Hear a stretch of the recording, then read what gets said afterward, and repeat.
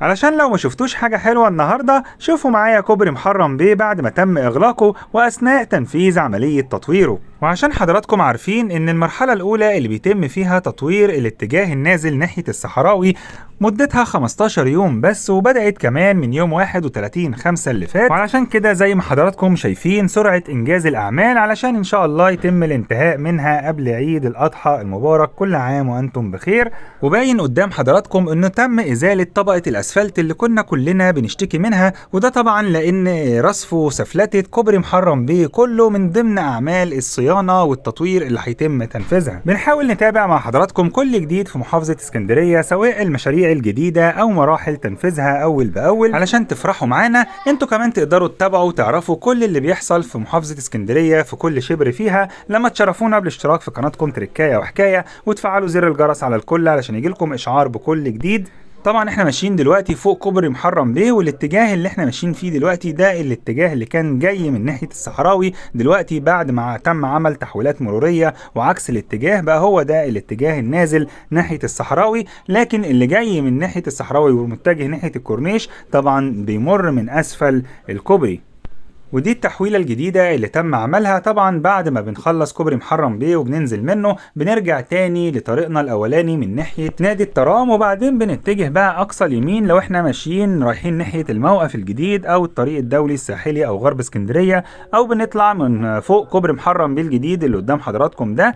ولو احنا مثلا متجهين ناحية الطريق الزراعي أو شرق اسكندرية بقى منطقة الخشب منطقة العوايد، وممكن نكمل زي ما احنا في الحارة الشمال اللي احنا ماشيين فيها دلوقتي لو رايحين مثلا كارفور او الطريق الصحراوي العمرية طريق القاهرة، او مثلا مكملين على الطريق الدائري. وقدام حضراتكم دلوقتي اسفل كوبري محرم بيه طبعا تم غلق المعابر والملفات العشوائية تحت كوبري محرم بيه علشان طبعا ما تساهمش في زيادة الزحمة للقادمين من الطريق الصحراوي ومتجهين لمحور المحمودية علشان ياخدوا أول ملف ويرجعوا تاني في اتجاه طريق قناة السويس.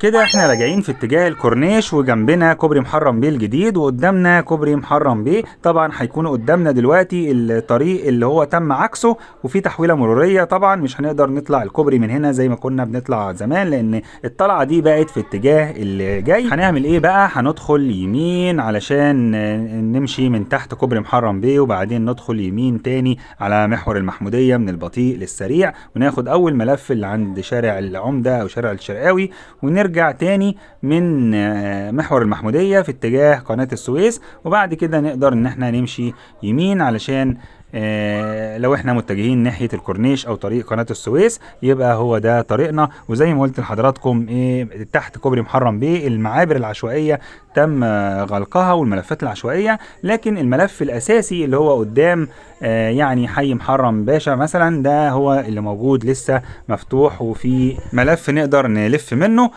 لكن الملفات العشوائية هي اللي تم غلقها طبعا زي ما قلنا علشان ما تساهمش في الزحمة تحت الكوبري، سواء القادمين من خلال التحويلة المرورية او اللي هم اصلا كان طريقهم اسفل الكوبري سطحي من الاساس. لو الحلقة عجبت حضراتكم وحابين تتابعوا معانا كل جديد في محافظة اسكندرية، ارجوكم دلوقتي اشتركوا معانا في القناة وفعلوا زر الجرس على الكل علشان يجيلكم اشعار بكل الحلقات والاخبار والمتابعات الجديدة. ويا ريت زي ما تعودنا لايك للحلقة، وتقولوا لي في التعليقات حضراتكم كنتوا اللايك رقم كام علشان نعرف بعض. أنا أخوكم مراد محمود، وشكرا لكم.